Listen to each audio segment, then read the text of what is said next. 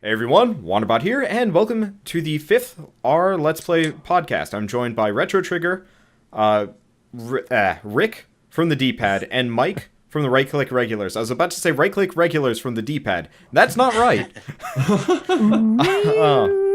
Maybe just a little off. Okay, I mean... You spoiled our secret collaboration project. What the hell? Damn it. Rick, how dare you? Oh, man. We have to You call guys it I off thought we now. had something special. What would you I'm guys sorry, I even didn't know play? how to tell you.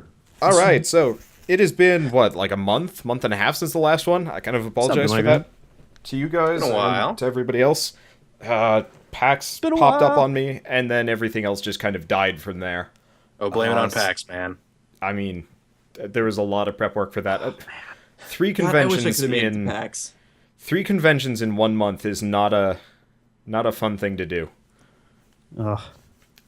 And I don't know. Either way, so I guess we might as well just jump right in, seeing as Yeah. so something new that happened recently as far as YouTube analytics goes. Like they've been dumping some kind of nice features on us, but the one that I kind of like is the you can filter your analytics now by your subscribe numbers and your unsubscribe numbers. So if you don't know how to do this, you go to your analytics page, you go to your reviews page, and directly below views, estimated minutes, and subscriber well, actually, the subscriber reviews is what we're looking for. You can click on compare metric, more metrics, and there will be one for subscriber reviews and subscriber minutes watched. So this is a very good way of seeing how much of your subscribed audience is actually interested in your content, and this is a very good thing. So I had these guys sit down and compare metrics. I guess take screenshots and stuff like that, and it looks, I don't know, fairly par for course. What do you guys think? It's very I'm disheartening. going to be honest. I never look at analytics. This is all foreign to me. I see a bunch of lines. I'm upset with the color scheme. Lines. Orange and blue. I want like some red in there, maybe purple. Right, get a bunch of colors. Give me some I used variety to- here, Yeah. YouTube. I used to Diversify your, religiously color portfolio, check my dude. analytics. Yeah. And, I've kind of fallen out of the habit of it because you'll go crazy if you spend too much time. See, that's So, why yeah. I don't do it. Is like Yeah. I don't want to worry about the channel when I'm not actually doing the channel. So I don't look at this stuff ever. Right, yeah. I guess I check it on kind of a weekly basis to see if there's anything that I can improve, something that I did wrong, anything like that. So, you can kind of check when you've got the spikes down or up and stuff like that. So I'm looking at retros, which I assume that gigantic... That is the that's the Mountain. Wind Waker voice acted trailer. Okay, yeah, so for frame of reference, retros is fairly small as far as things go, but he's got like 2 big peaks. I'm not sure what the one in March was, but pretty much... That is those both spikes are both related to the Wind Waker voice acted trailer. Okay. The Okay. first one is when I first put it up, and then that second spike you see is when I waited a while, and then I kind of like re-advertised it out a little bit. And I Okay. got a lot more feedback the second time. Yeah. Now, I guess the question to ask for you, because you don't do daily content. I try. Daily So- content's hard, man. Oh God. Yeah, it is. Oh my god. I guess it's a little bit harder to tell with you because you have such massive spikes that it actually throws off your analytics, so you can't see really like how things go. But like from my experience, I've noticed that like most subscriber views come from like the first day and stuff like that, and even like other views. So your graph is actually kind of worthless for this because you've got those advertising moments. But it's actually really neat to notice just how much of a difference. Actually, come to think of it, where did you even advertise? Basically, a lot of forums that relate to like the project. Let's see, there was a lot of them from Reddit. There was the main one was our voice acting. A lot of people came from there. I would not recommend the other ones I'm using. There was like our Zelda, our True Zelda, all the different subreddits They relating. chase you out. Yeah, so I mean, it's a lot of trial and error. Some surprisingly, our Nintendo was the best subreddit I posted in. I don't know how. That's surprising. Yeah, I I guess- was. Yeah. They might just not be as jaded as like games or gaming or Minecraft, for example, even though that's not a place you advertise to. And I wouldn't be With surprised that said, if though, I do not recommend like posting any ordinary Let's Play stuff to any of those subreddits. Oh god, no. Like the reason I'm not trying to sound pompous with this, but the reason I tried them is because this is kind of like it's a project that's a little different than just Let's Playing. So yeah. Well, nobody really wants to see another Wind Waker flat out Let's Play. There's plenty of those. That's good advice in general. Just don't post videos to any subreddits. I barely have success doing that. I've done it a couple of times. I've tried it. There are a few where it does seem to help a little. I've been posting every now and then a couple Mega Man ones to our Mega Man, and they're usually pretty receptive to it. I don't know if it's just because the fan base for Mega Man is like in a constant state of starvation. They are just or really what, want new but content. yeah, anything more Mega Man, please. It's sad. Actually, I've been Yeah. seeing a lot of questions in the subreddit recently asking where to advertise. The hard part with that is starting out, it's so difficult. And the best advice I can give is that become part of a community. Like our Let's Play's a really great place. If you actually get involved and talk to the people there and give your own advice and you're really receptive to everybody else's advice, it's a great place to help grow your channel. It's not good for like actually getting views or subscribers though, and most people are looking for like an audience and a fan base, and you're not going to get that from our Let's Play. Like I've had a couple of people. You don't get growth at all. The best place you're going to get growth from is networking with other channels, working with them, and collaborating. That's the not best. even. Really? Not even. Nope. I don't even agree with that. I don't like. I've never done a collaboration until maybe a month ago. Not even. Like I played a game with you, Wanderbot, and that was the first time I've ever done that. Oh, that's And, where I've gotten most of my subscriber spikes is playing with other people. Yeah, I just started getting into that, and I feel like I've somewhat got a fan base without using collaboration as a kind of. Well, I'm not saying building Yeah. a fan base off of that, but I'm saying it's something instead of looking for your quick views, that's more what you should be aiming for.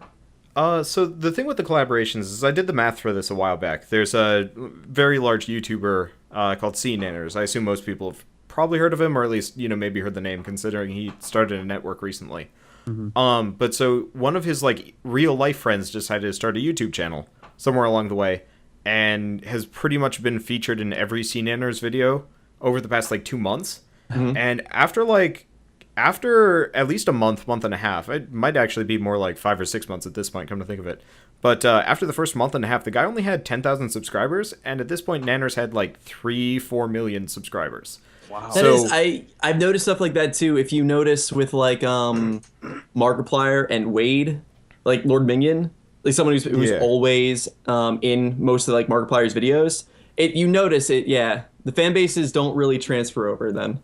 It's less than 1% of like transferal, and like this is anecdotal. I know the Cybert channel, who was active on the subreddit like a year ago, but he kind of phased out. He actually started collaborating with a friend of his that was a much larger channel, and he actually managed to capture a lot of subscribers as a result. So it's like your mileage may vary, but the advice of do collaborations to try and like I guess effectively leach off of somebody else's audience is actually completely meaningless. That's what everybody thinks you're going to do is collaborate. That's not how I came off audience. I think it's better for like medium-sized, excuse me, for like medium-sized channels when it comes to collaborations, where both of you have, or all of you, however many people are involved, have at least some kind of an established fan base, however big or small it is, and those people get a chance to cross-pollinate a little bit.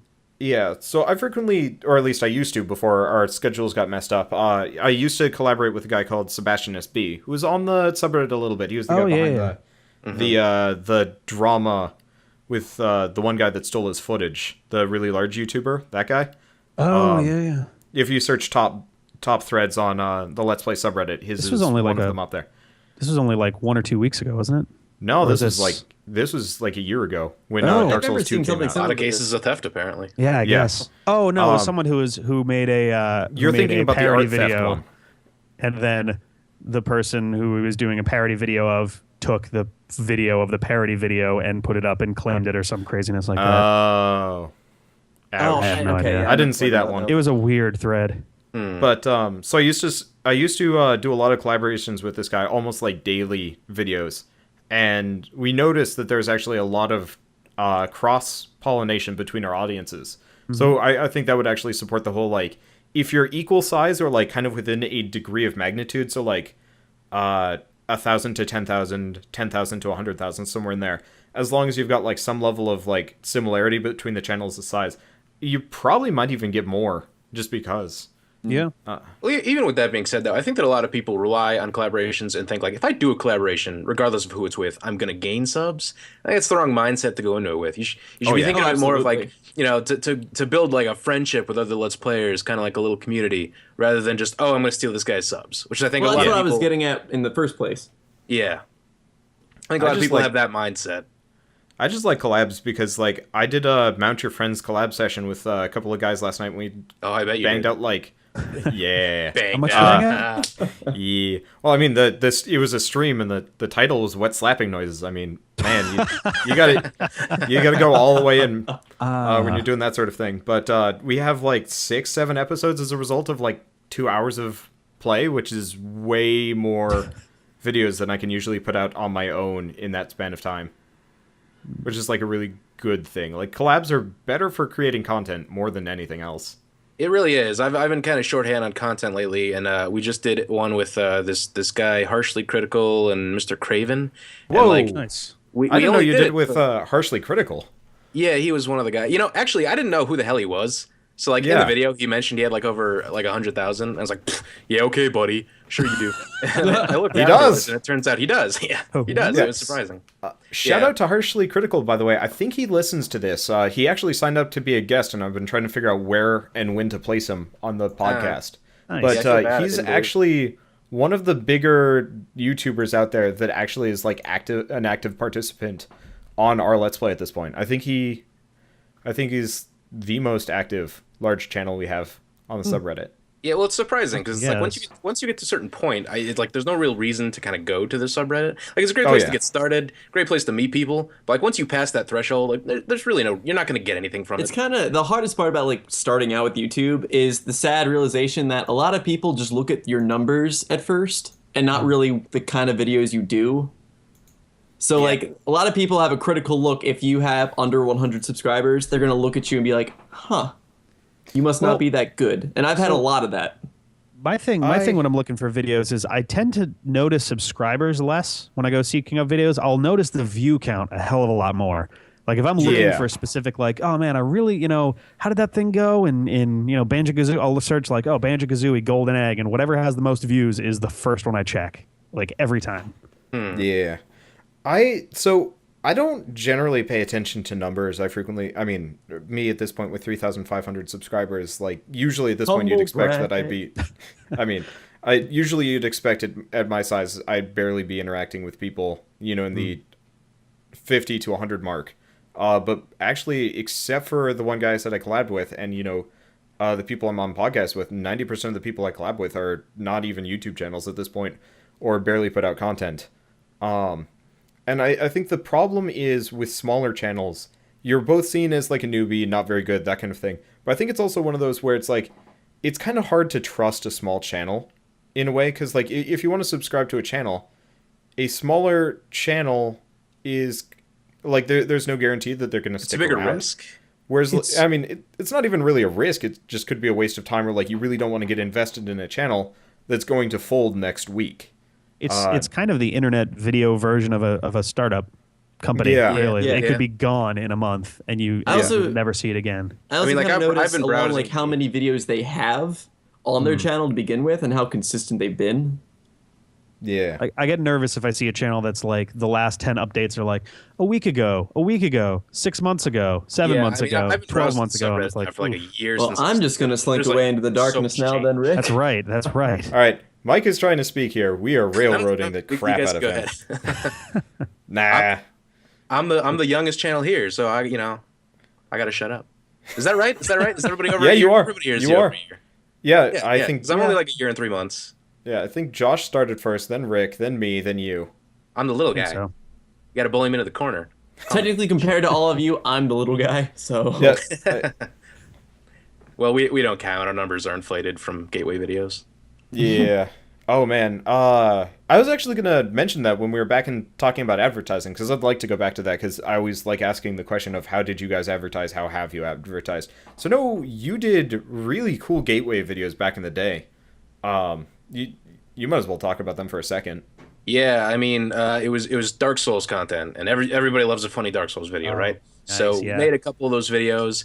And the bulk of it came from actually Dark Souls 2, and we had kind of jumped on board and done a couple videos like right when that game came out, and they did really well on the Dark Souls 2 subreddit. So, I mean, we saw an influx of maybe, like 500 subscribers in the course of a few weeks from some of those videos. Yeah, So I remember. That's where a lot of our subs came from.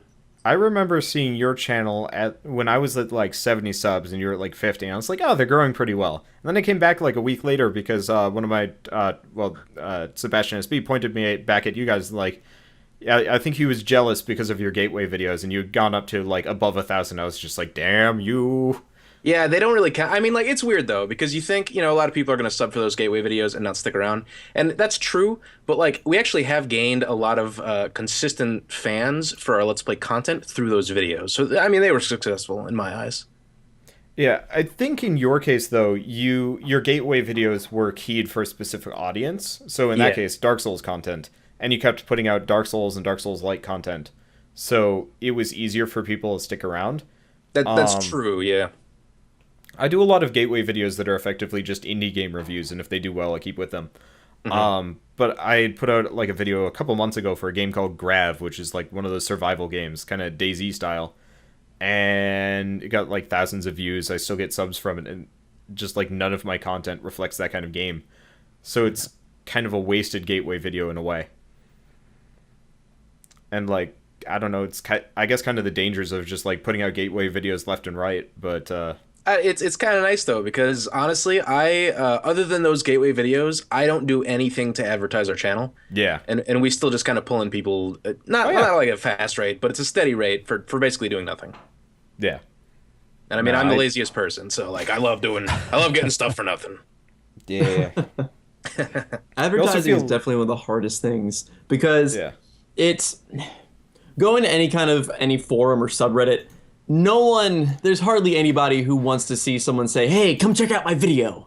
So it's for me advertising. I try to stick more in-house with my own content. I just tweet out with the proper tags.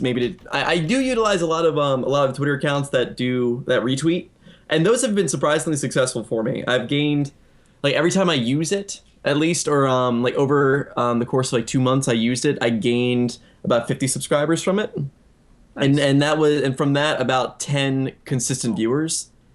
So Twitter is definitely a great place to start off. It's just hard to maintain. Yeah. I don't utilize Twitter probably as well as I should. I mean, I assume you guys all have Twitter. Yep. Like, do you guys use it past just like, when you upload a video, it automatically posts to Twitter with a little... Oh, absolutely. I think in order to utilize Twitter properly, you need to be active on it and just utilizing it in your everyday life instead of just using it as a link dump, because then people mostly will just see it as a link dump. Mm-hmm. Mm-hmm. Yeah, I mean, I'm assuming any kind of social media like that is probably pretty important. I don't know about you guys in like Facebook or anything like that. The only thing I use is Twitter. That much. I created a Facebook. It's just hard. I don't know. I find that harder to maintain. Really? Yeah. And it doesn't seem as necessary. I don't know, Facebook, I guess maybe it's because I dislike Facebook as a platform. Yeah. But it never really seems like it appealed to the gaming audience that much, even for like fan pages and stuff. So it didn't seem like it was a particularly useful one. Whereas like you see a lot of game developers, stuff like that on Twitter. Yeah. So definitely. It seems almost more important. Like if you're, say, able to get a video on EA's, Facebook page, then that would be really good. But it's a lot harder to do, so it doesn't seem like it's worth it. Twitter-wise, what I do is whenever I do like a first video on a series, especially for an indie game that just came out, I will actually tweet it at the developers. And very frequently they will retweet or favorite or do whatever. So that's the problem. I don't do new games. I do like older games, so I can't tweet at like this developer of this NES game from like 30 years ago. Yeah, that is a lot harder. Whereas if they reply, I'll be impressed, but... Throw a quick tweet out to Will Wright. It's like, hey, I'm playing the Sim City for Super Nintendo. Can you just like let people know? I mean, I don't think people even follow me still. Maybe. But yeah, as a result, today I started 2 new series on 2 new games that came out like 8 hours ago, and I've gotten multiple retweets from the developers and such, and like this is just kind of a consistent thing. Excellent. Yeah, especially for indie games though. Like developers got to love that because you're giving them attention. It's basically free advertising for them. So it benefits them to retweet it as well. Though it's interesting how much of a difference a retweet can make versus a favorite. I noticed favorites don't pay out nearly as well as retweets. Well, favorites do. don't normally show up in someone's feed. Yeah. So, well, Yeah. I'm stupid. They only show up if you Hold go on. on What's to the that difference? person's.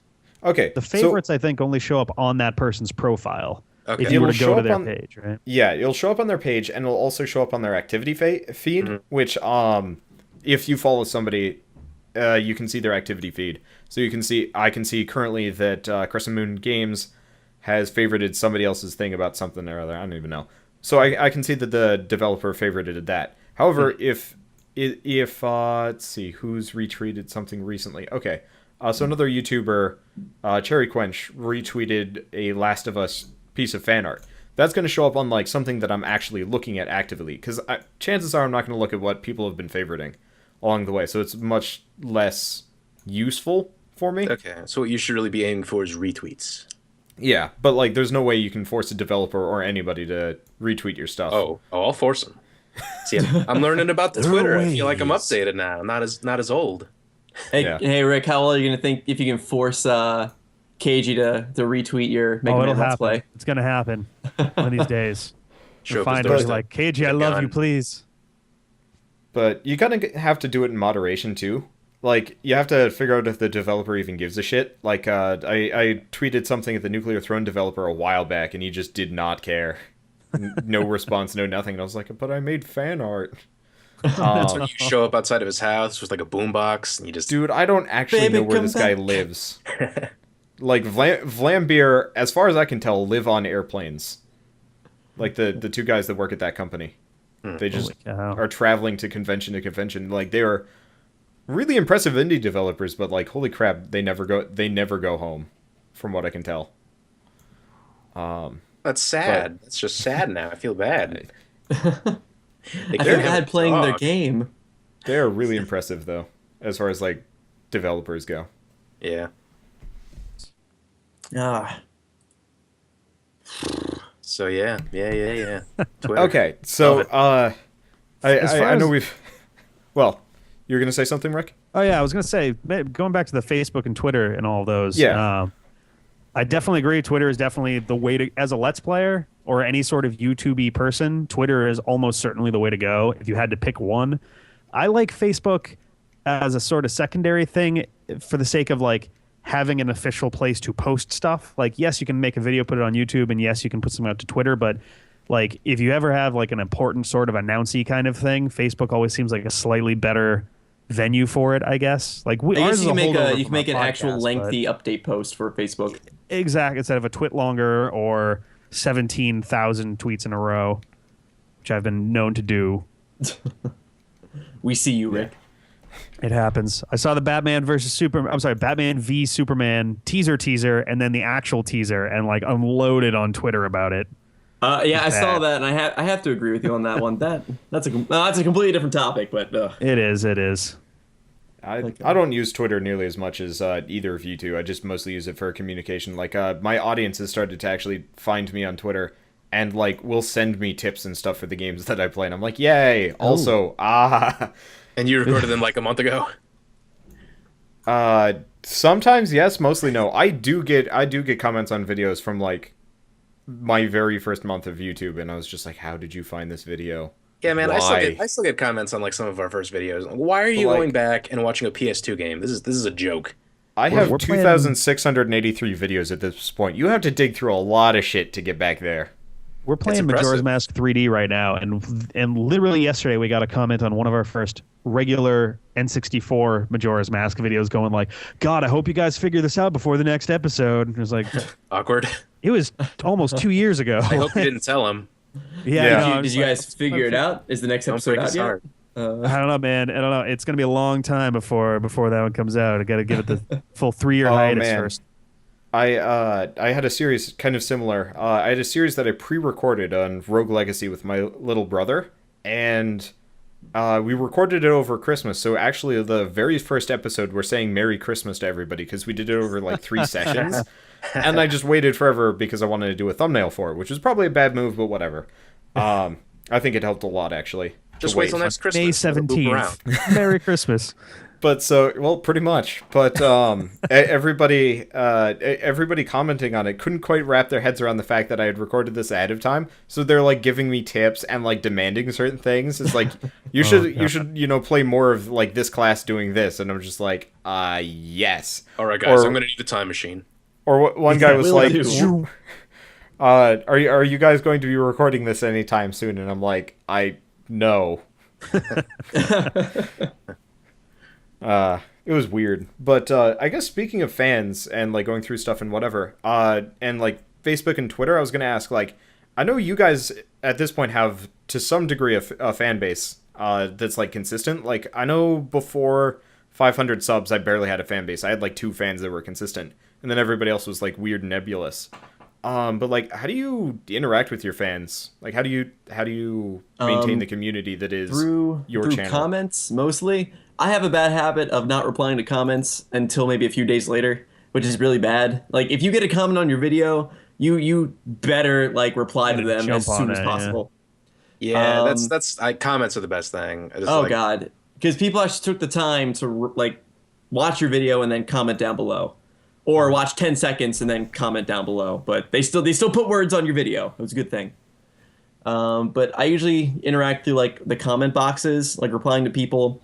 I'm most active though on Twitter, like just talking to people, because there are like two guys that have actually watched my stuff since my old channel, and when I carried over to the new one, they followed over and they're still watching. That's dedication.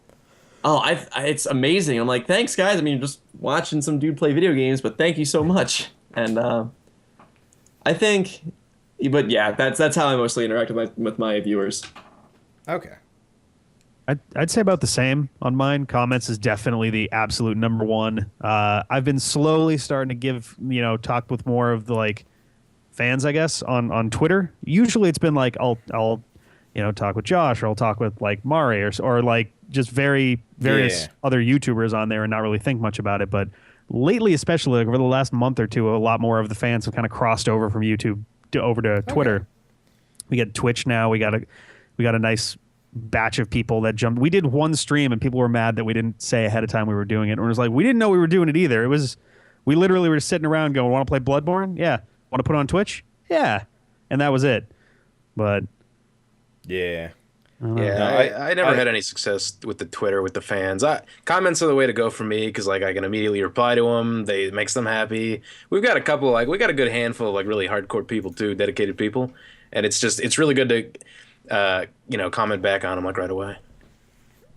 Yeah, I was talking to a fan a while back, and I had mentioned something about like like message me on Twitter or whatever, and like half of my like audience watching at the time, because I think I was streaming, it's like, yeah, we don't have Twitter, we don't use Twitter, and I'm like, all right, never mind about that. I guess I'll just keep to this. What is this, 2013?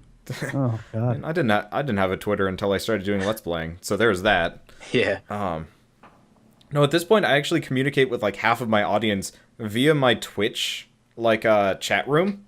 After I'm done streaming, they'll just like pop in and ask a question, and I'll just respond there. It's just like a big chat room.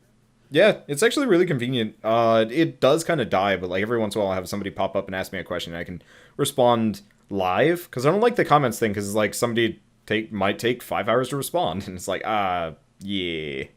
Whereas the Twitch chat box, you always know that the person probably left that message like 5 minutes ago. But you stream a lot more too, don't you? Mm-hmm. Every night. At this point, you stream every night. See, you probably have like a consistent group of people who go to the stream then. Yeah, I just crested 1,000 followers 2 days ago. Dang, nice. Wow, nice, dude. Yeah, so that's been really interesting and really fun. How has that been helping as far as like your YouTube channel goes? Do you see it kind of carry over? So if anything, it actually hurt me initially. Really? Ooh. Yep. Because all of my dedicated fans switched over to Twitch so they could watch me live. At least the ones that were able to. So I actually lost a lot of an amount of views. I want to say like 20, which at this point, out of my like 500 views, it's not so bad. But in the beginning, it actually really did hurt a couple of my basic metrics. Like my likes definitely dropped down and stuff like that. However, the other benefits kind of outweigh it. So, like, yeah, I don't get as many views and I don't get as many likes because I'm not funneling people the same videos anymore. And, you know, they can watch it through different means, you know, live. I do get a lot more audience interaction. I feel like my fans are a lot more loyal as a result, which is really cool. Because I feel like with YouTube videos, you can kind of lose track of a channel or something like that, stop watching, put it off. Whereas a Twitch stream is very immediate, you know. It's an active participation. Yeah, and like my chat box is scary fast sometimes, and I'm like, I can't respond to all this because I play stressful games. But the other benefit is I almost never lose footage anymore. Actually, the only time in recent memory that I lost footage was the one time I decided I'm not going to be streaming this. I was like, I'll just record it on my own, get ahead, you know, just kind of do like a montage or an episode just to catch up. And my microphone was muted, and then I died via a game bug, crashing the game, ruining my recording. Nice. It was a sign. It was a perfect storm of don't ever do that again, dumbass. Holy cow. It was pretty sad, but I mean, I think I mentioned this before we started doing the podcast. Like, the nice thing is, as far as my content goes, there's like very few circumstances where me losing an episode will actually set me back, apart from like missing an episode for a day. Whereas like you guys are all sequential, so it's much more difficult to like keep with your content. Yeah, we had that happen actually. So far, both Battle Network games that we've started, we've lost footage after our first episode. Like, we lost the game because our Retron died in the first one, but the second one we recorded about 15 minutes in, and our Hopodge just didn't record. Like, it said it was recording. And I look down at one point and I see, oh, okay, so it's been recording for about 12, 13 minutes, and the file size is 8 megabytes. That's not right. So I kill it, and I realize I can't find the video file at all. And we thankfully hadn't saved in that 13 minutes, so we just went back and did it again. But like, we're just sitting here and it's like, well, great. We're just gonna start skipping everything now. Just skip it all. Boring. Skip it. I don't even care. I keep on hearing a lot of horror stories about losing footage and stuff. I've never lost footage. You lucky bastard. Like a single time in like lucky. a year doing this. I think we had on my channel I had this Pokemon Nuzlocke series going on, which was pretty popular. It stopped abruptly because we had a horrible session. We recorded for 2 hours. We got super far into we got maybe 2 gyms in, and I found out that it didn't record for we were recording for 3 hours. It didn't record for 1 hour and 45 minutes. Oh. And we're just like, oh shit. Oh, damn. And like, we don't really know what to do with it because you can't really redo that. Especially with the Nuzlocke, like, it's not like we can just redo that, and because it's not really with the rules. So that's just kind of sitting there because of technical issues. I don't even know what I would do with that. For like a Nuzlocke, I guess this doesn't work with Rick because you guys are actually using like a live cartridge. But if you're ever using an emulator or whatever, like, backups save so much. Like, I actually have trouble recording and streaming Bloodborne just because I know if I lose anything, I can't go back to a previous save file or anything like that. It makes me feel really uncomfortable. Oh yeah. Well, I mean, it's nice. I keep a backup of the previous session, no matter what. But I don't like using it because I feel like it's kind of cheating, especially with a series based around like the rules of Nuzlocke. It's just ugh. I guess that's more kind of like a matter of will. Like, if you can resist the temptation of like reversing time and not losing your dude, then it's okay. But like, shoot, what was I playing recently? I was playing Grimrock recently, and every save file is episode 1, episode 2, episode 3, episode 4 at the end of each. So I know exactly, like, say if I lose an episode, I can just kind of pretend that that's smart. Yeah, time travel. Yeah. We had to resist the temptation a few weeks ago. When Edgar died. Yeah, Edgar. So John, my partner on the D-pad, the two of us are having we call it padlock or arrival lock. It's us doing Nuzlocke simultaneously, and after each gym, we fight to see who has to go first in the next area and have to sort of forge the path.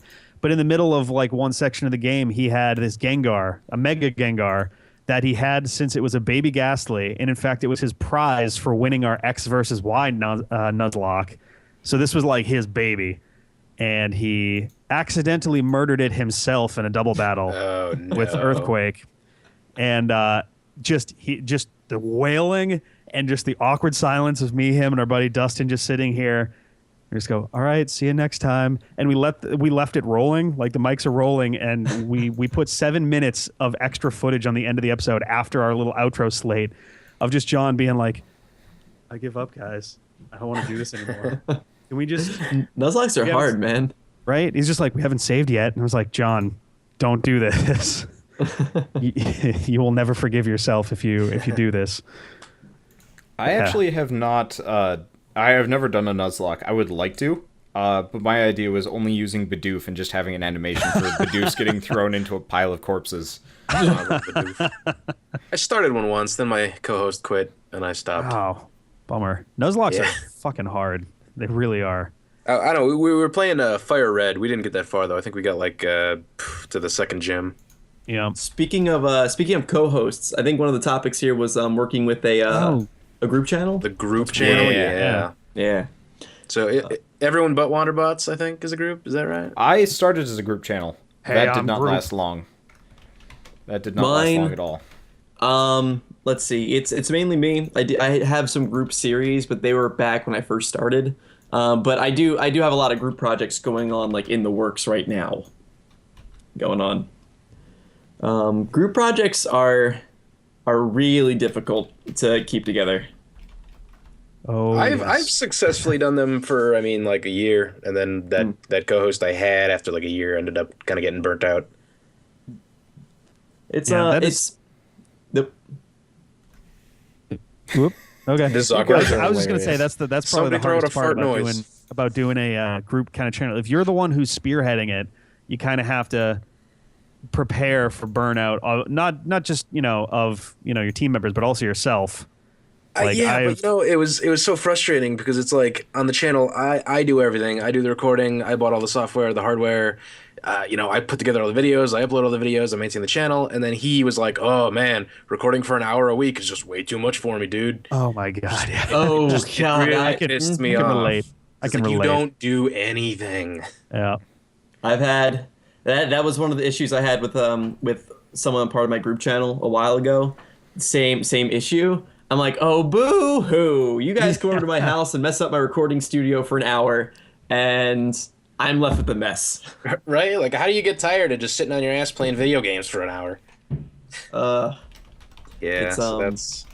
I feel bad because, in our case, about half our team drives here from kind of a little while away.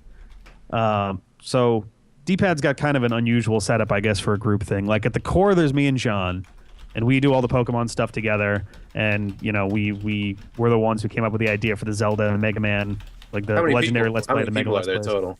In total, like actual party members, I would say 9. Wow, damn. So we got our main 2. We have our A team / our D team, which is me, John, CJ, and Ben, who have been around for almost everything. Then we got our B team, which is we got Dustin, who's been around a lot lately, especially with Mega Man.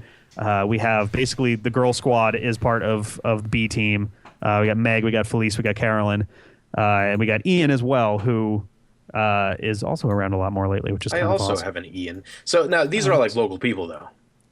For the most part, Ben and Carolyn are actually about an hour and a half away.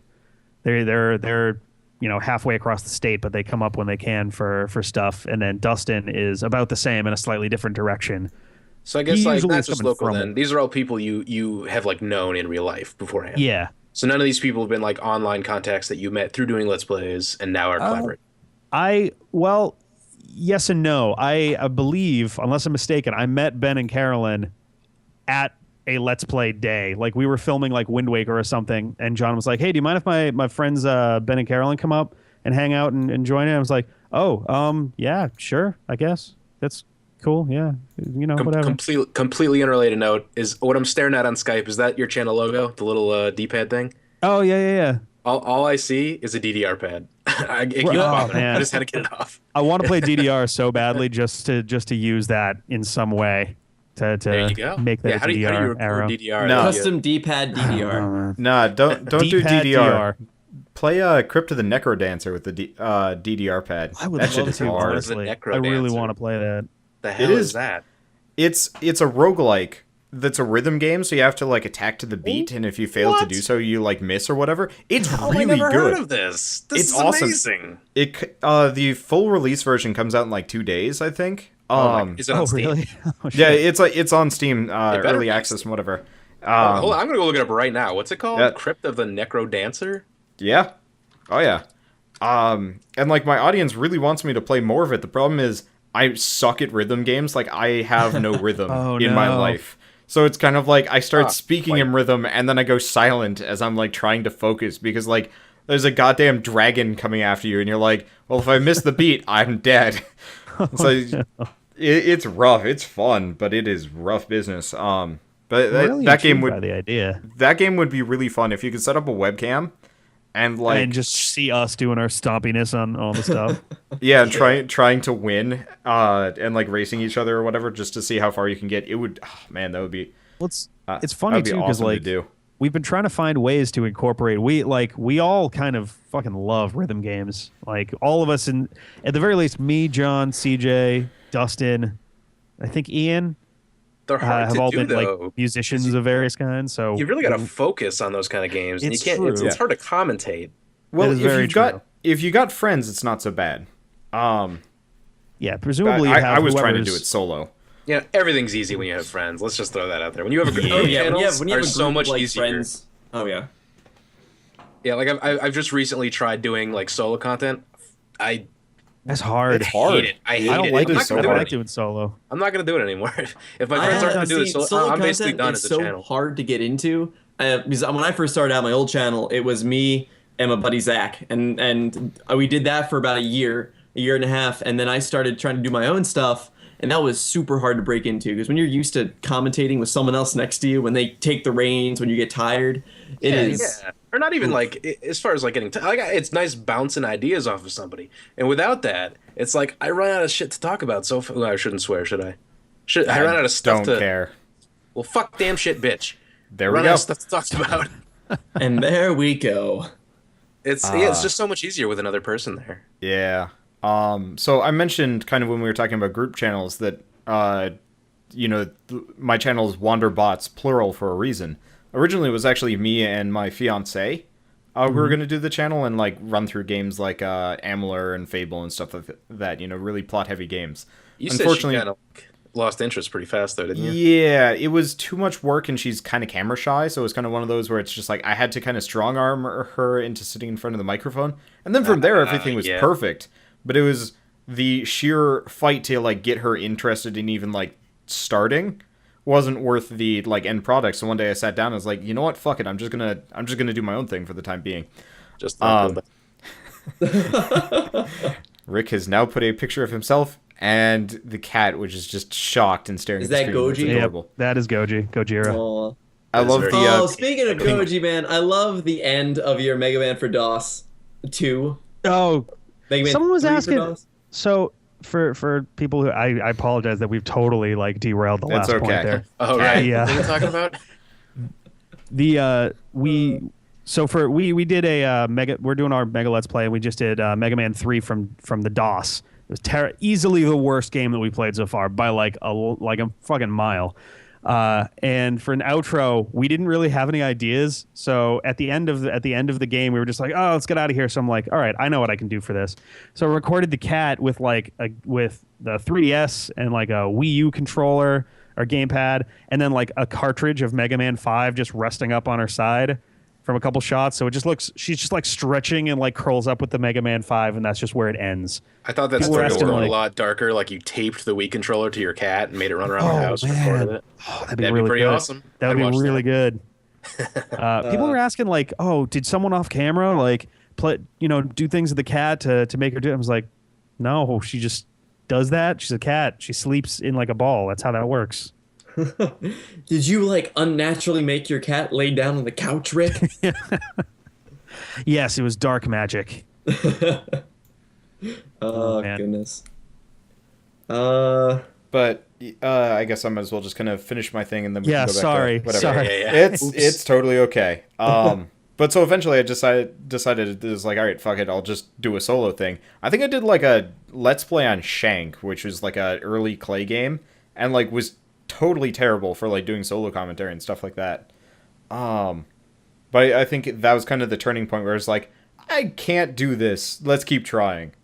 And then I guess I kind of eventually fell into the kind of the roguelike strategy game thing, because there's always something going on for you to talk about in there, and I think it kind of helped from that. Right. And now I just like have like weird mini rants about various things going on or not going on, like oh shit, like game politics. I like to yell about Ubisoft and their decisions that 20 FPS is a good idea. Yeah, that's disgusting.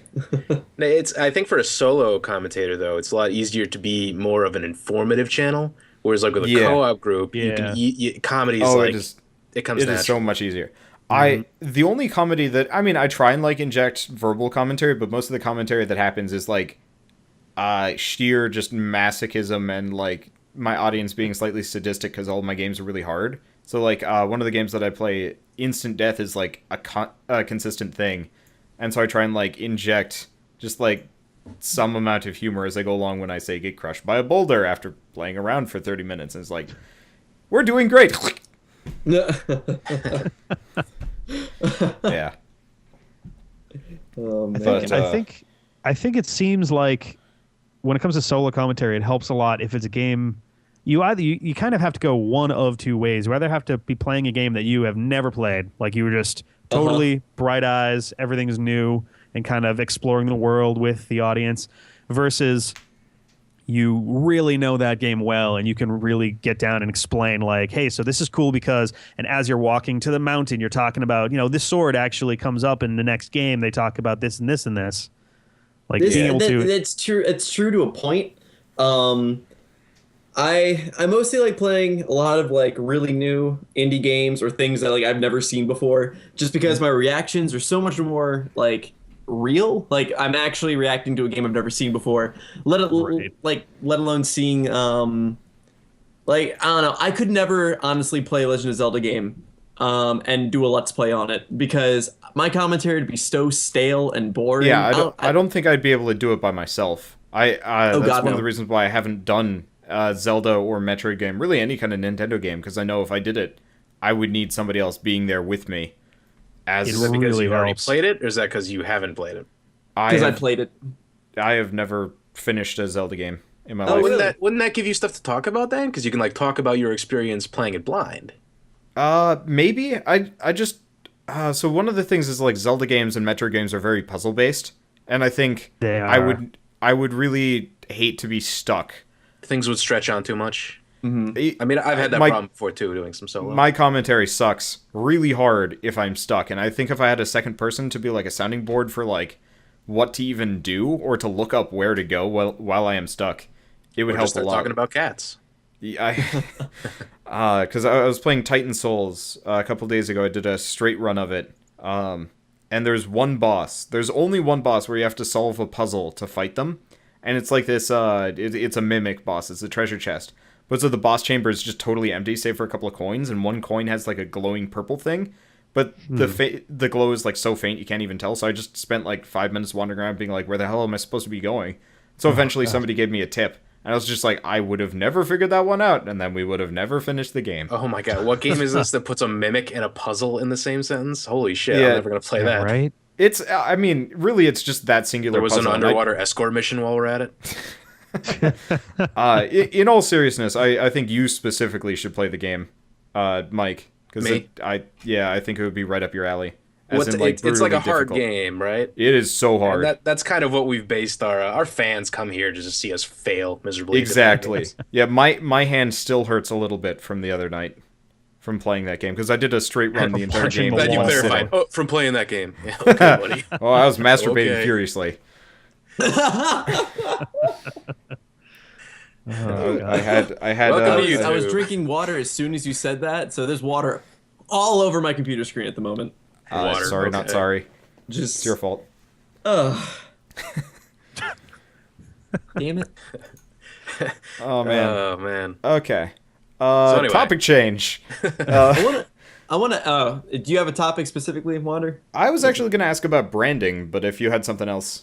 Oh, well, I was just going to ask everybody, like, recently, like, what everybody's been up to, like, plans and whatnot. But we'll go with branding. Give me like 30 seconds and I'll tell you the games I've been playing now. So I want to ask you guys about branding specifically because I think, Mike, I actually gave you the win the one time I did Unsucky Sunday. I could be wrong. You did, because you did like the art-based one, the channel art. Yeah. I think it was like thumbnails and just overall design. Yeah, so I gave you the win, and like I know Rick has been doing more custom art in his thumbnails, and I know Retro, you don't do as much, but you still have like your faces and stuff. I've recently just revamped most of my thumbnails. Okay. So they're more I figured I'd episodic ask you and guys for because games. you're actually trying to brand things much more than most people are. Especially more than the like just generic game art screenshot. Oh, that always drives me title. crazy. Screenshot ones. Or the people who just have like a straight up logo and just no faces. Like I can't connect the voices with anything. I honestly I love it when I see a thumbnail that has a lot of personality in it that relates to the channel and what's in the video. Like, it's a small detail, but it's something cool to see, and it's what catches my eye, at least when I'm looking for videos. It gives you a little heads up to know what to expect.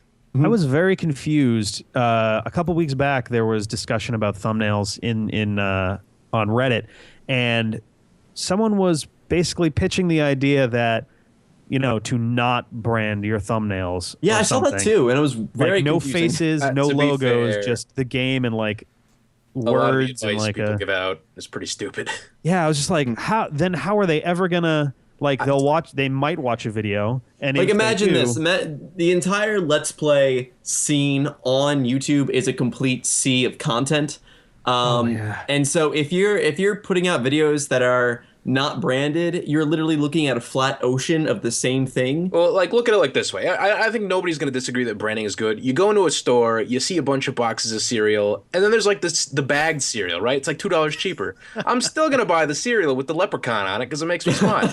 yeah. Yeah, just imagine if every single box in the cereal aisle was just gray, Yeah. same Just shape, the same cardboard, size, nothing. just cardboard, and it has maybe cereal written on it, or maybe like Let's play cereal. Cheerios. And a happy face.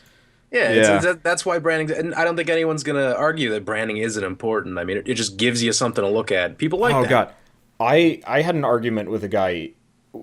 This is actually must have been like a month or two into me starting Let's Playing, and it was me and John Paula, who is like one of the other larger guys that hangs out on the subreddit, arguing with this one dude that did like strategy games, whose idea of branding was it was good enough to do shitty stick figures. And I don't know, man. gameplay Stick figures could be funny. No, here's the screenshots. thing.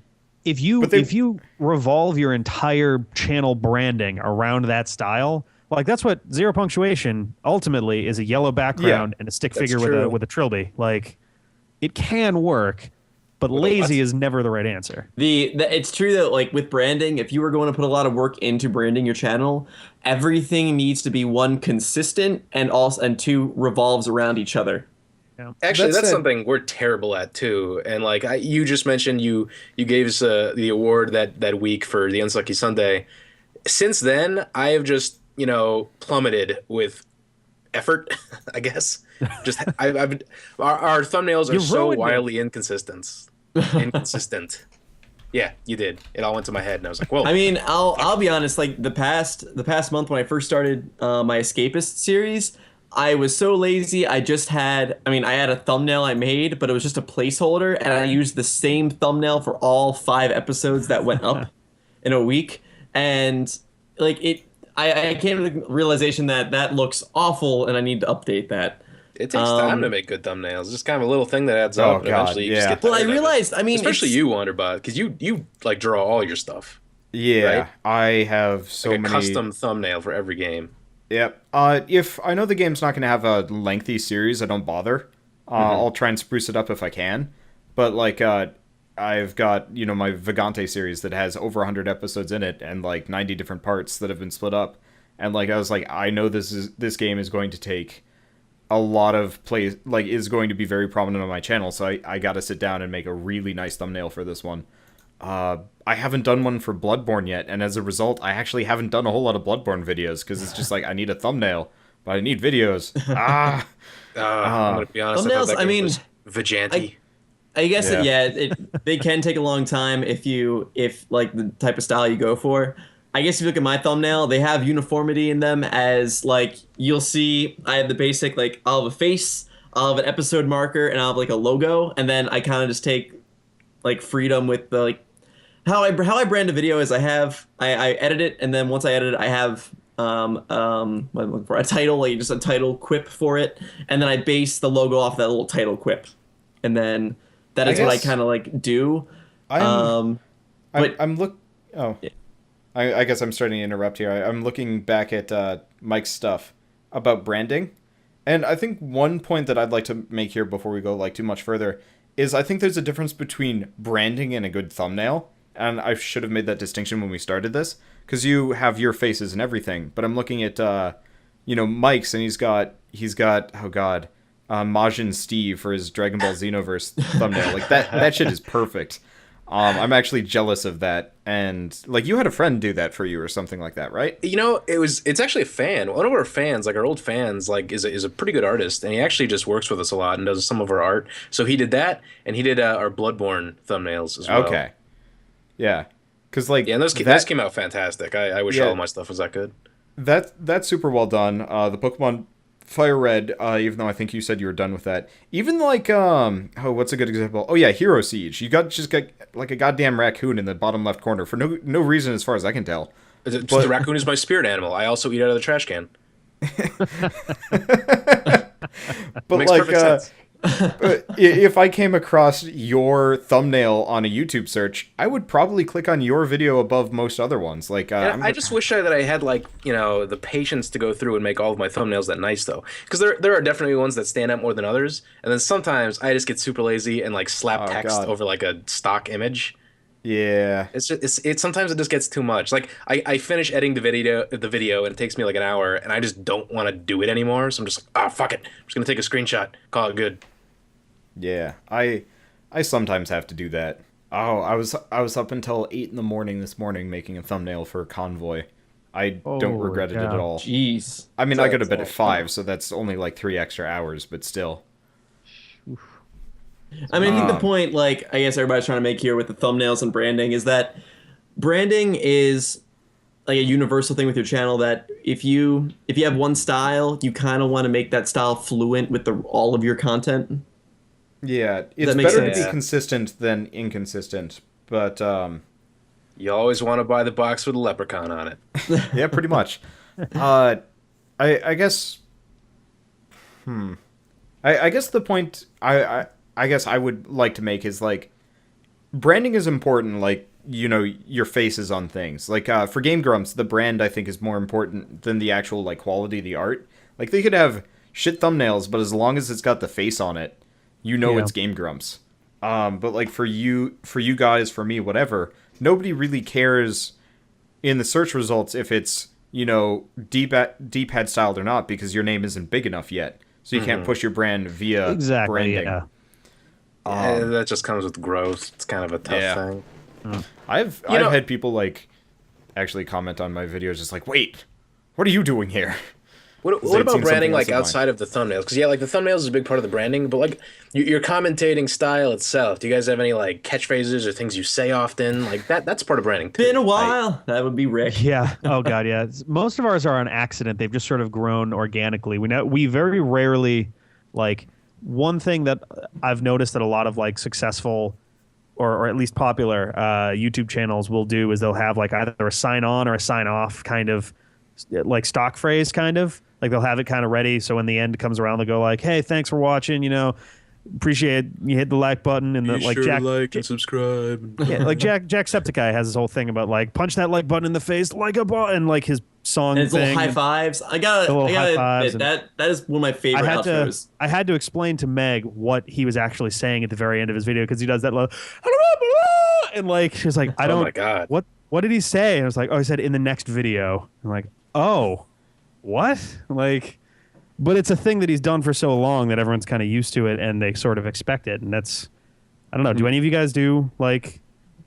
I started to, and it feels so unnatural when you like start doing outros and trying to like come up with different things. I hate outros. I have never done an outro. Our videos always just end like abruptly.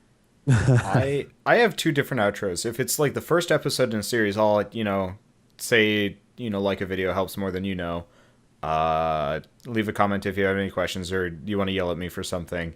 Subscribe if you want to see more, and I'll see you guys next time. Thanks for watching. That's another thing I've never done is like, what do you guys think about asking for likes and subscribe? Not asking, but like reminding. I used to be against it, but then there was an article someone wrote about that specific topic that kind of changed my mind, and it's the fact that when I see it, if someone has watched to the very end of your video and watched like your entire thing, because that's when I'll like say something about like liking the video. I really see no problem with it because they watched your entire video, so something kept them going and kept them interested. But you think like if they're actually going to put the time in to watch the entire video, do you really need to tell them to like it? Like if they like it, they'll just do it. From what I've seen of like some somewhat informal but still quantifiable research, it is actually useful for you to do a call to action at the end of every video, at the very least for likes. Comments maybe. A little bit less so, and subscribes I never like are saying generally about subscribing because I feel like that's a little over the top. Yeah, I don't know about that, but a bit too much. The comment one actually. I feel like the way I do it, I don't ask for comments just flat out. I ask questions in our videos. Yeah. I think that's the best way to do as far as like getting comments. Yeah, as opposed to just I think it also saying, depends hey, on the game. It also depends on the game you're playing. So, like, for you and me doing really hard games, advice is a common thing, or, like, a discussion of a tactic, or...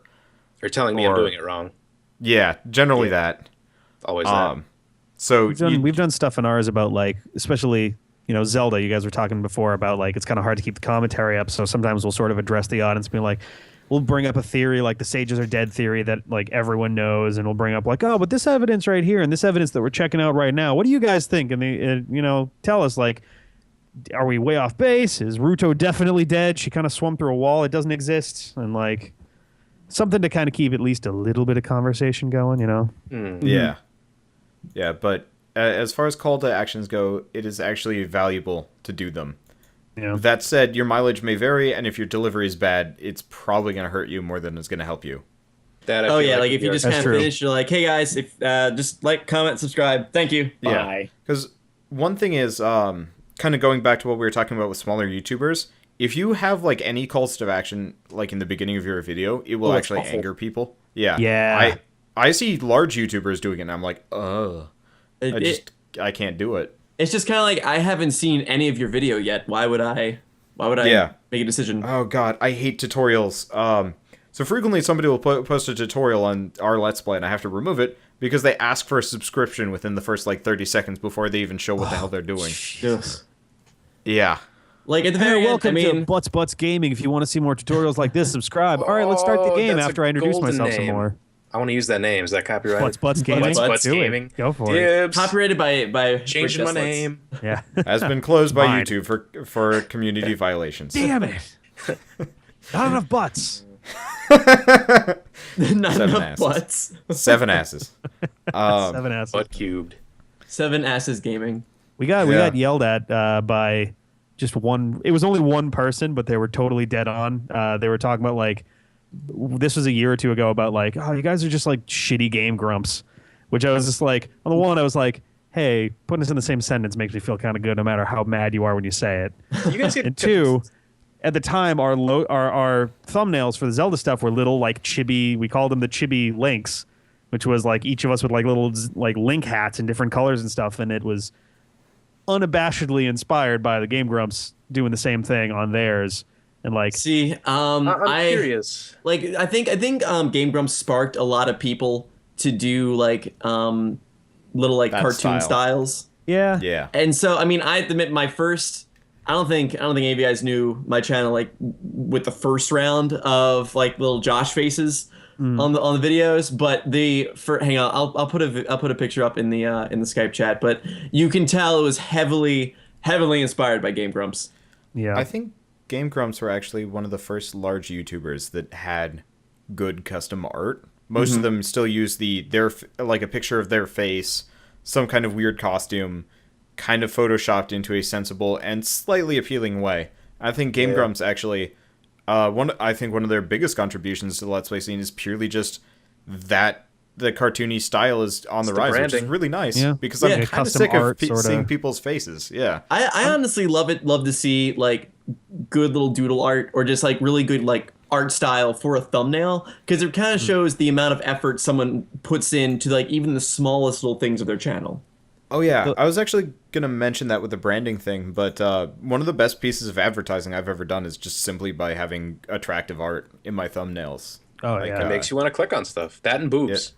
Like if you search Catacomb Kids, apart from like SEO, if you search for Catacomb Kids, I show up really high on the ranking, in competition with like Rockley Smile, who has like 10 times my views, simply because people are more likely to click on something that looks nice. And like his thumbnails are really good, mine are really good, but everybody else has awful thumbnails, so I'm pretty much up there with him just because it's nice to look at.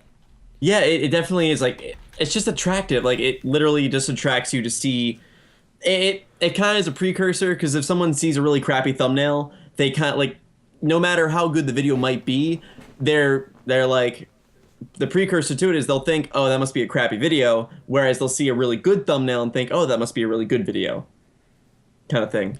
Yeah.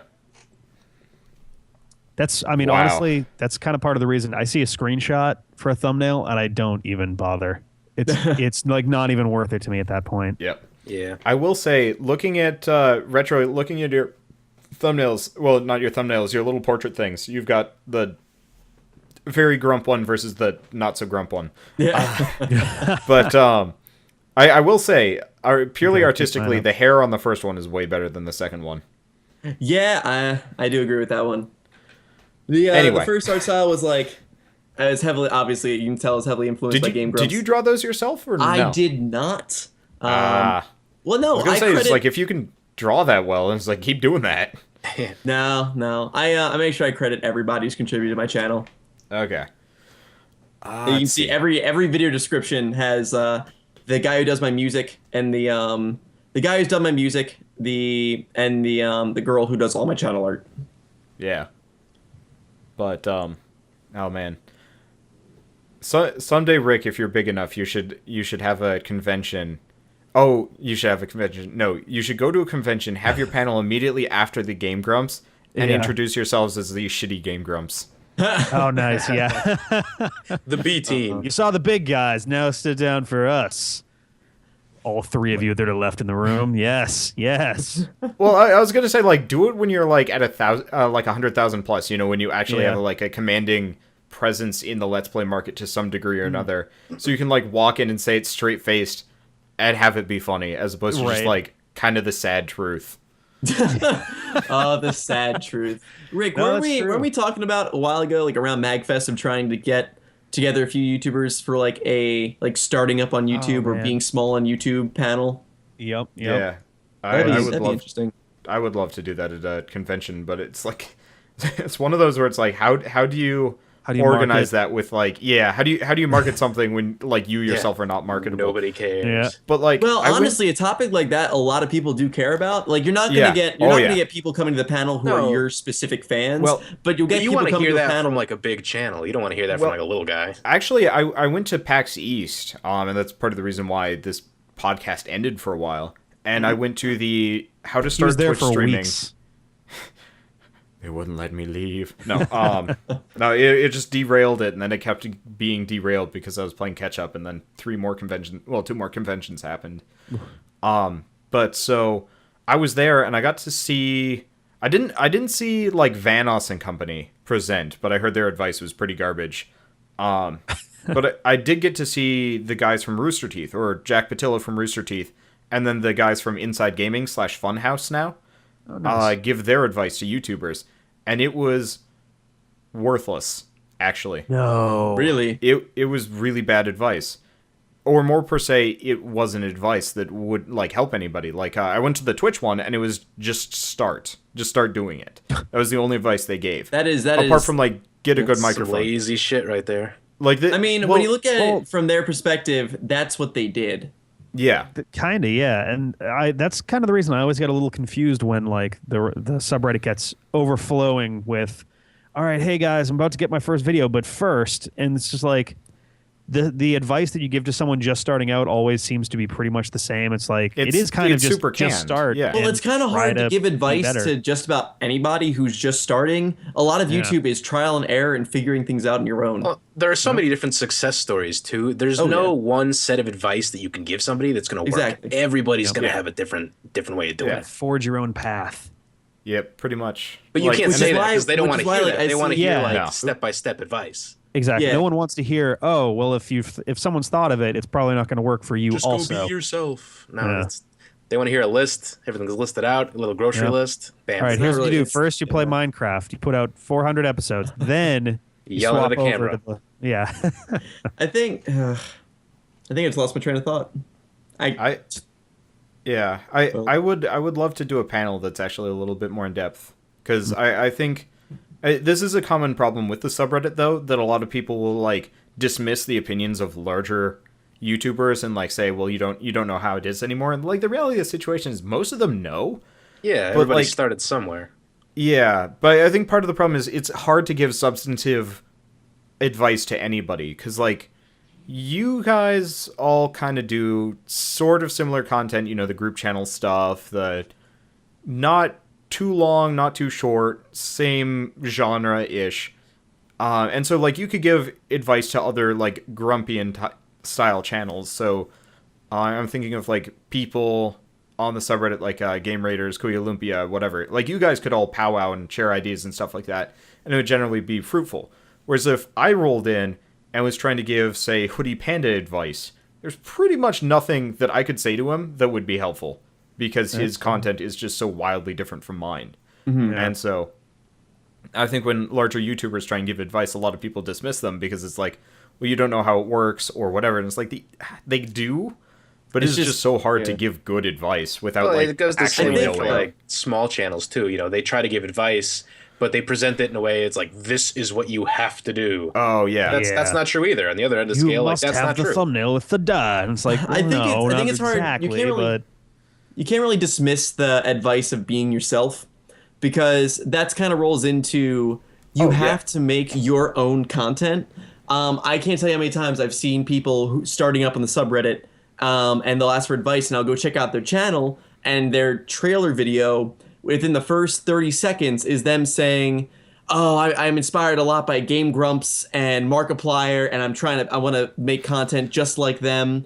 And I'm like, that's immediately turns me off from your content, because it shows that you're not really being yourself. I feel like I had an advantage there when we started. I don't like Let's Plays. I don't watch them. I've never watched them. So I feel like going into it, we weren't copying anybody, at least in my mind. But we probably are, but you know what I mean. You just end up having similar styles no matter what you do. Yeah, that's unavoidable. But at least we didn't go into it thinking we're just going to be Game Grumps. Yeah, that's just a bad mindset.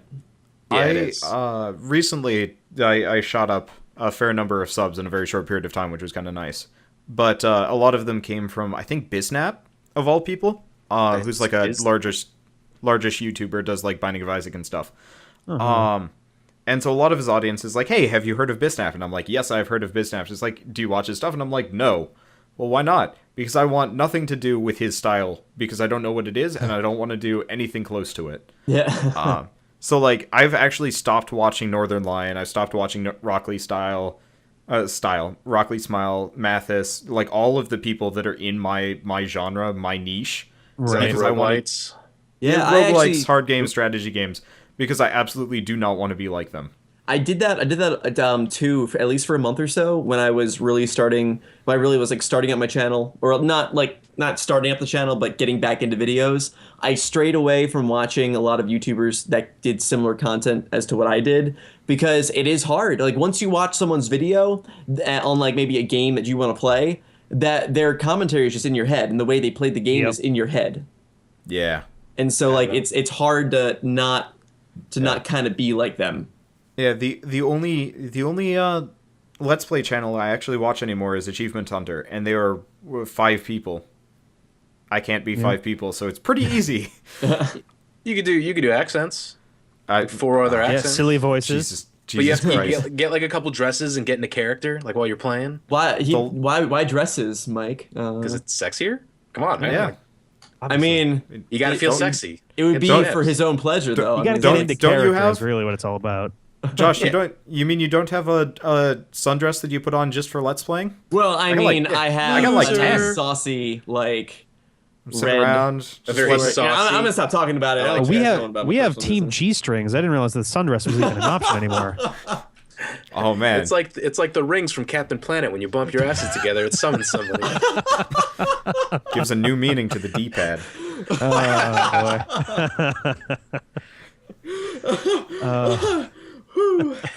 What are we talking about again? I Don't Channel know. branding, I think. Thongs? don't know anymore. Okay.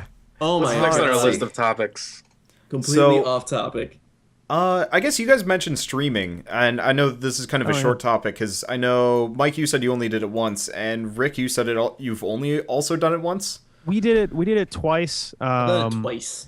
Oh no, we've done it once with an actual real, honest to God audience. We've done like one or two test ones before that we didn't really advertise, and Ben did a bunch before. But I think we've only, as far as how we're counting these, we've only really done the one. Okay. Yeah, I've only done the one too. We did one. We had about like 60 people watching. This was like half a year ago, but Wow. it was good. It was good for our size. I think. I mean, I don't know what no, like, a good size. that is really good. I've peaked at 130, and most nights I get about 50 maximum. I But then think again, a lot I'm of- more consistent, a so lot it's of less of people a watch special 'cause event. We put up a YouTube video like announcing we were going to stream on a certain date. Yeah. So it was a lot of our like really hardcore fans. It was like the fucking funnest thing. Like, to be honest, the comments like were just blowing up and people were just saying the most ridiculous stuff. It was fun, but it lasted 8 hours. Yeah, I was there watching it. I would say never do more than like 4 or 5 hours.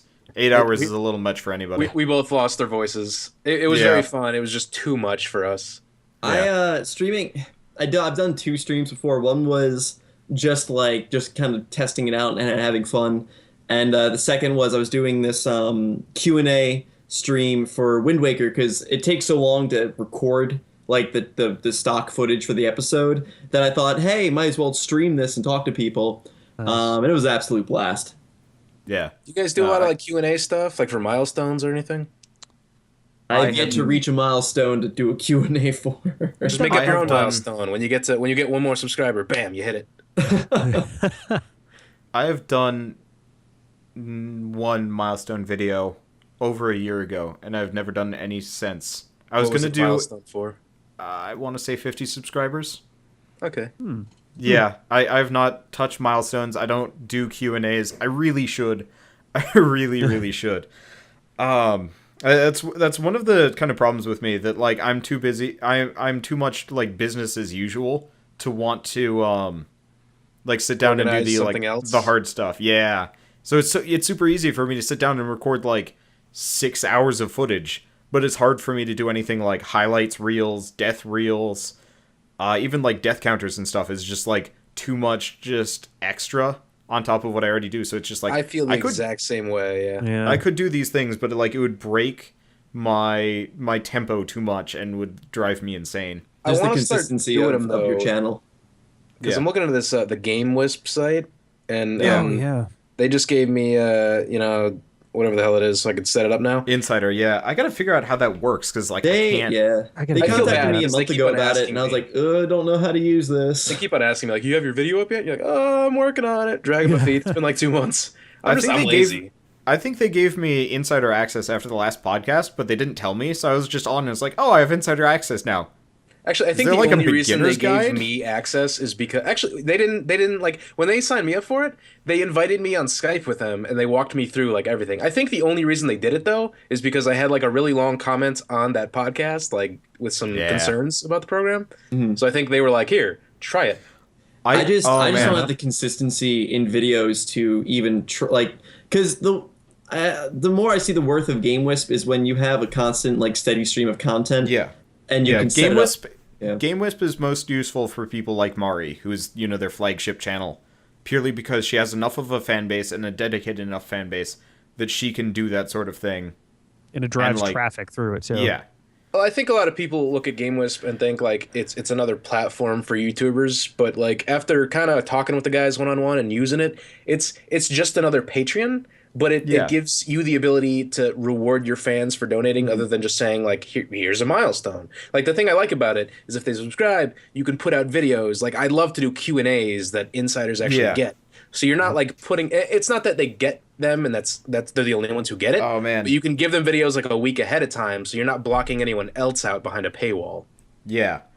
I've been meaning to get that set up for a number of reasons. A lot of people, I mean, since I have such an art heavy channel, a lot of people have asked for like buttons, prints, and stuff like that. I'm trying to get merchandising going, but it's like I only have so many hours in a day, and like I could cut down on the recording process, but that's almost the most valuable thing to do. So it's like, Oh, definitely, yeah. You got to do do not it up, have man. much- I told you before, your Yeah. art fucking awesome. Love it. yeah.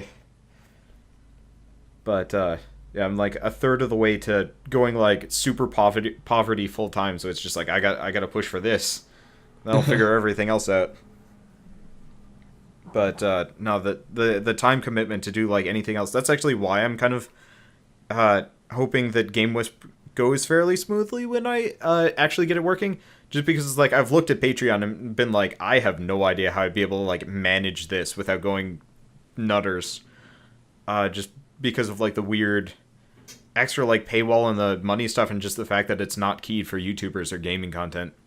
Yeah, that's That's essentially what GameWisp is. It's just Yeah. Patreon for gamers, for game channels. That's why I'm like really worried. Like I feel like once I reach maybe 1K at some point or so, I would love to set up Patreon, but I also like, I don't know, I have some reservations about it. Also, it takes a hell of a lot of time to like just to keep up with it. Look Yeah. at a GameWisp. Look at a GameWisp. Because it's seriously, like, from what I've seen of it, and I've really talked to these guys about it, it just seems like a better Patreon for game channels. Yeah. Like, I know it's small right now, but part of that challenge is, you know, us as content creators really Utilizing it supporting for the them. platform. Yeah. Yeah. So, Yeah, yeah. you know what? I'll probably sit down. Yeah, part of the reason why I haven't done any of that stuff is I don't even know how I do like an announcement video. I guess also for me it would be less valuable to do like a Q&A video or an announcement video of any kind, just because I put out like 6 to 8 videos a day. So like It's a lot. it's a lot. And so you put out the QA video and then it just gets buried very quickly. Yeah, that's true. Well, that's the good thing about using GameWisp, though, is that if they use the site, they just get It's that true. one individual Yeah, video. Once they're over there, it'll be a lot easier to sort It that stands out. out. Yeah. I would probably start doing that, and everybody else would just deal with it. I don't know. Okay. Let's see. I guess the last thing to ask, seeing as we've kind of talked about milestones and other stuff, would be, you know, we've all been doing this for over a year now. What's like, what have you noticed that's like changed as far as like you, I guess to give an example, I was actually watching one of my most popular videos from over a year ago, and my voice is much higher. Like my voice has drastically dropped since I started doing this. I guess for me to say, a lot more comfortable behind the microphone, and it's a lot easier for me just to relax and be myself. Whereas when you first start, you kind of get these ideas in your head of what people want to listen to, and you try too hard to be like something else. So I guess like over like the 4 years I've been doing YouTube videos now. I guess also the mindset's changed too. I remember when I was younger, thinking that building a YouTube channel is like, I don't know. I had a huge ego about it, even though my channel wasn't really anything to talk about. But like I learned very quickly, very harshly, just to drop the ego and just interact with fans and understand that these people are here, like they're giving you their valuable time. Yeah. And that's what I learned. Let's see. I have learned that there is a definite upper limit to what is physically capable of being done at a given time for YouTube channel. Oh God. Yeah. We accidentally backed ourselves into this really weird corner where now we're playing 6 games every week and putting out How do you organize It's ungodly good amounts for of content. variety, though. It's good for variety. It's pretty good for variety. We have Zelda, we have Pokemon, we have Mega Man, and we're trying to swap some of that out for different stuff eventually. But like, it was, and actually, we're probably going to get stuck with the 7th game because Mighty Number 9 is coming out ? Supposedly in April. I get the feeling it's getting delayed, but I have put almost every waking hour into editing while we've been on this 6 a week thing. Not 6 videos a week, I should clarify. 6 games a week. We put out, let's see, I think 19 videos a week right now. Jesus. It's not healthy. I do not recommend it.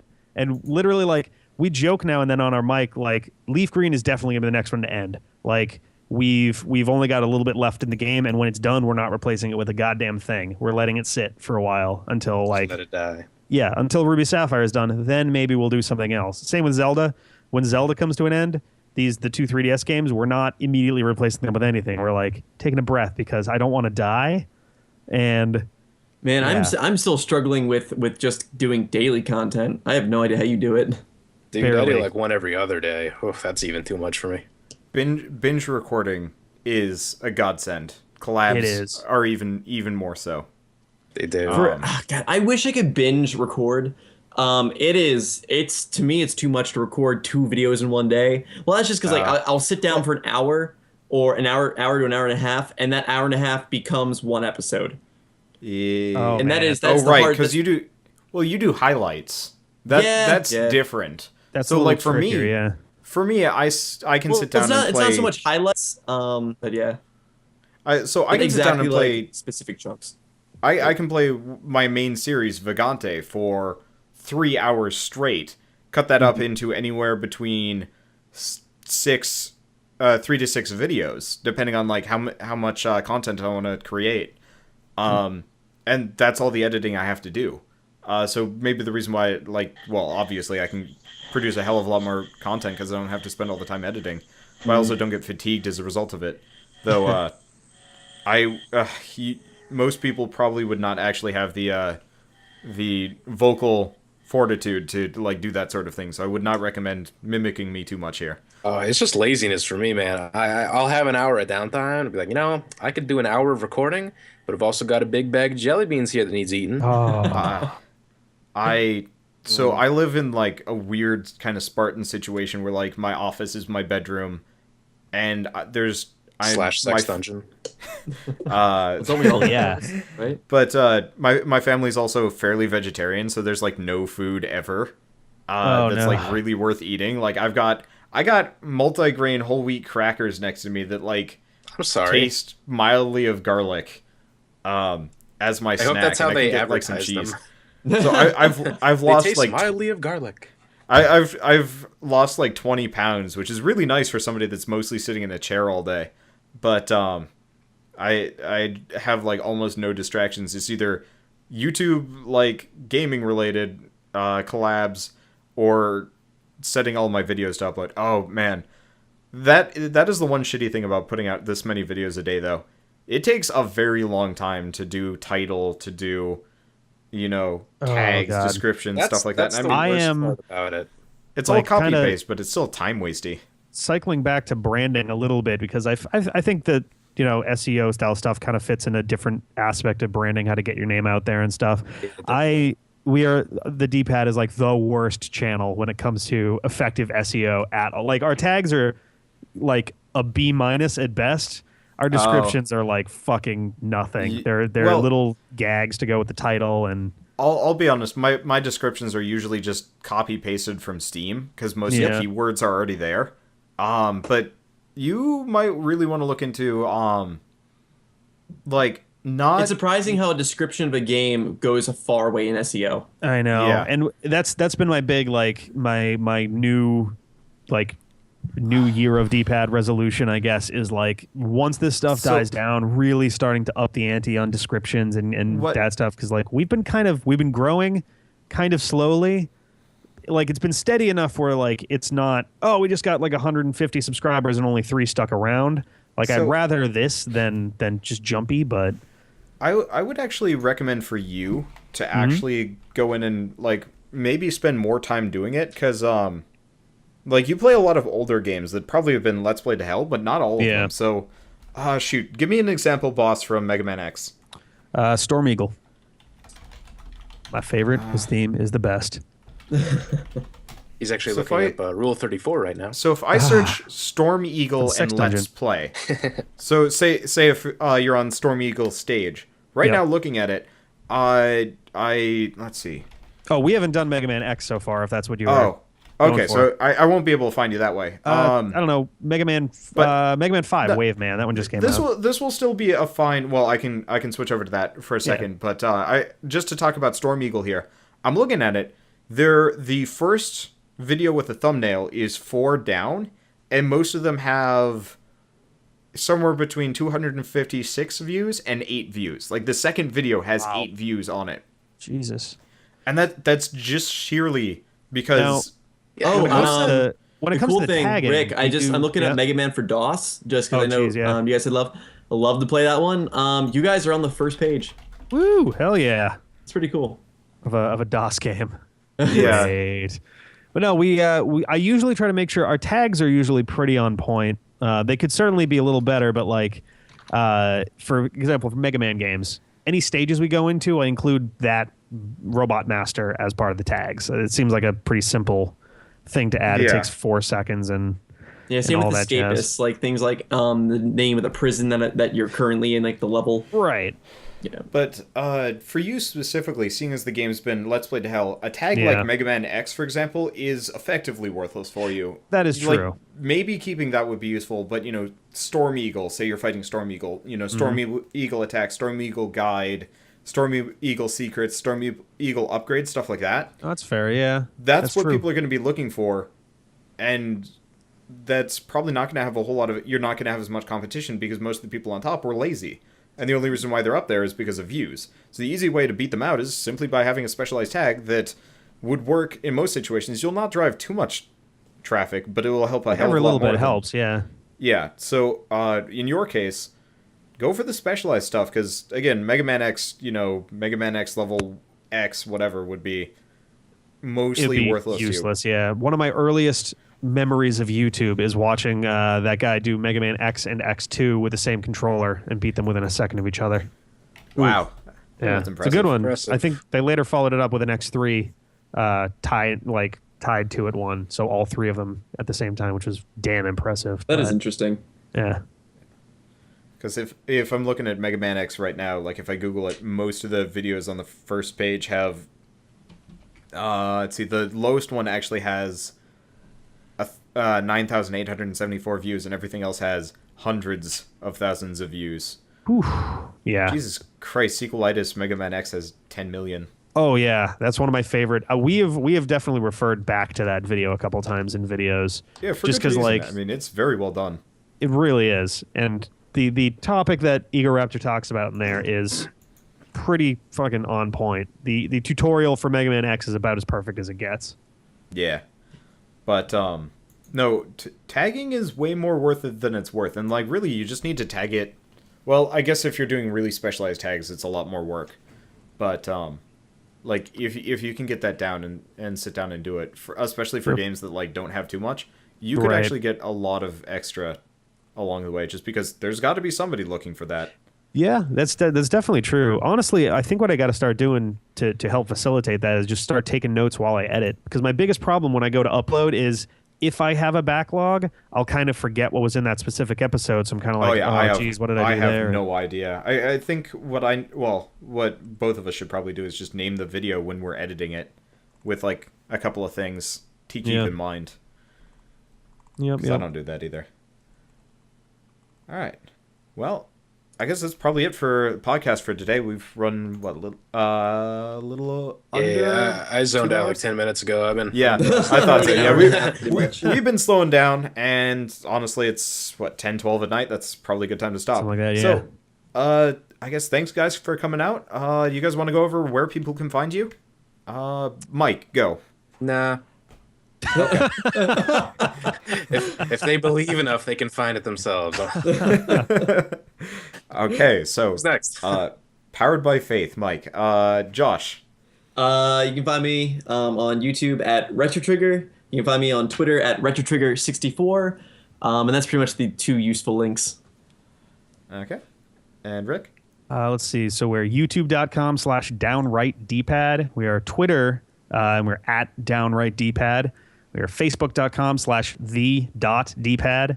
There's usually one more, and I can't remember it off the top of my head, but yeah. There's I your think those are official three. website that you don't use. There is dpad.fm, which will one day be a real website and not just a redirect to our YouTube page. Is it a GeoCities site?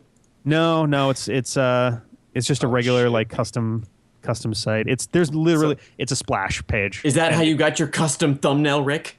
We actually had that from back in the podcast days. We just never got around to putting anything there.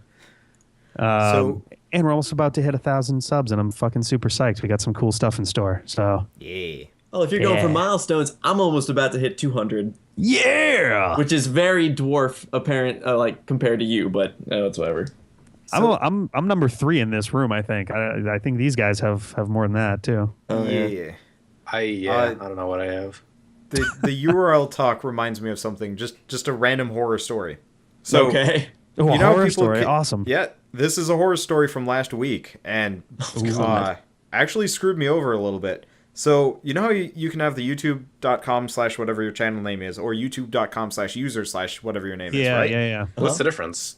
So, if you go to youtube.com/wanderbots, if you want to go do that now, you can see the difference.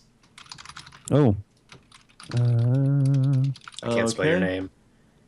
Oh Okay, so God, that brought is me to very your- different. Wait a minute. Why do you have 0 subscribers and no Exactly. videos? Exactly. Oh, I I'm wonder if that's... youtube.com/user/wanderbots. Google changed it a couple months back. So the URL thing switched around. So they didn't link back to each other, or Really? it's flipped. I don't know. So I've been sending out press request emails to people to a 0 sub channel. Ooh, is that the same for me? Oh, the thank past- God, no. For the Okay. past Ours works fine. year. Ours links together. I have So no for the idea. past year, you've been 0, like nothing Yeah. to your name. See, So ours is- I've been not getting a whole lot of ones. I've gotten some here and there, and I think like this has only been an issue for the past 2 months. But so I got a really rude email back from I guess a PR company that worked with an indie developer, being like, "Why would I ever send you a game to you? You got like no videos and no subs." Even though like my email said like I've done several good reviews like this, and this, and they're like, "You don't got jack shit. Why would we give you a game?" And I'm like, what? Oh man, so I almost missed out on a press copy for that game, and I've clearly missed out on several just because it's like, who the hell would give me a game? Oh man, that would scare the hell out of me if I found that out, like for my own channel. So to everybody asking for press copies or just linking to your channel, please make sure you're actually giving the right link, because FML. I have so many games that developers have given out in my Steam library that I'm never going to touch. I feel bad. I have some 3 of on my those. short list that I got to do ASAP, or I'm going to feel awful. Someone that I'm connected with on Twitter was like, "Do you do indie games?" Like, sort of, kind of. We're starting to. Can you please do this? Like, oh yeah, definitely. And we haven't touched it yet, and I feel really shitty. Which game is this? I've had one really bad experience. It was with this. I'm not gonna say who, but there's this company, and they went to they were on the subreddit at one point, and they gave out a game to review, and I reviewed it, and the game was not that good. It was horribly unpolished. Oh, no. And I mean, I'm not gonna like sugarcoat it. Like I talked about the things I was wrong, but like it was an interesting game. And the developers, I met them at Otakon that year, and I talked to them, and I was talking to them about the game, and then like I mentioned who I was, and then they're like, "Oh, you were that guy." One of them just goes white in the face and faints. Oh man. Oh, that was an interesting meeting. That's a tough one. There was a thread about that too recently about like, would you rather speak badly of a game that is shit versus like, is it damaging your ability to do reviews? Well, I mean, like You guys ever sugarcoat your reviews? nope. No. We haven't really done much in the way of reviews yet. We did our Ouya set of 12, and we did not sugarcoat that whatsoever. Yeah, Mine I don't are- either. I don't even like video games. You're what? You're what? Or what? Me? What? The Ouya. He doesn't Oh, know the what the Ouya. Ouya We is. did- Oh, the Ouya. Ouya, the Christmas what a ago. great joke. Two Christmases ago, we did a Christmas special, the 12 games of Christmas, and it was 12 randomly selected Ouya games, and most of them were fucking I kind of atrocious. marathoned your unboxing videos one day because I was like, I wonder what they did a while Oh ago. yeah, we goofed But, around with those a little bit. We got to talk to the dev for a ride into the mountains, though. That was a lot of fun. Pretty cool game. Nice little short one. Yeah. Well, check your shit, guys, and back on track for saying goodbye. Thanks everybody for joining me today. I mean, I'm trying to end this so we don't have to have a 2-hour-long podcast. Good night. Sleep well. Have a Don't let good the bedbugs one. bite. Okay, I'm scared now.